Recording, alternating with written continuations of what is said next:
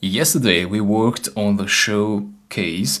What we did exactly is we added some numbers in front of the to-do items.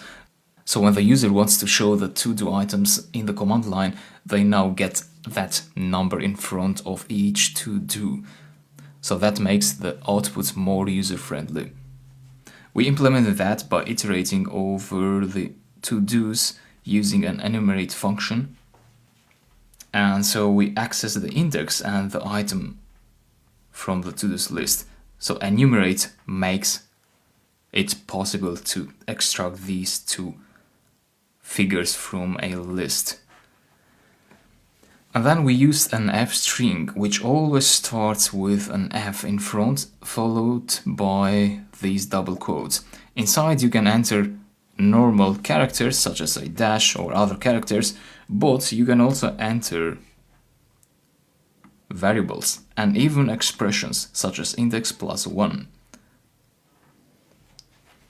So that expression will be replaced by its value, and that variable also will be replaced by its value. So we end up with one single string constructed by these elements. And so we print that string then in the command line, and that makes the showcase more user-friendly. Yesterday we also added a complete case. This serves the users to mark a to-do as complete, as done. So for that we ask the user what is the number of the to-do they want to complete, and then we used a pop method, which is a list method. So pop points to to-dos and it removes the item with this index. So we get the number from here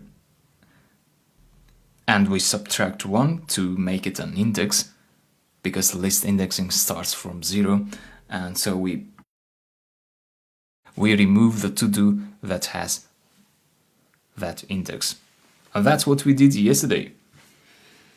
Lots of interesting stuff coming also today, so let me show you that to you in the next videos. See you there.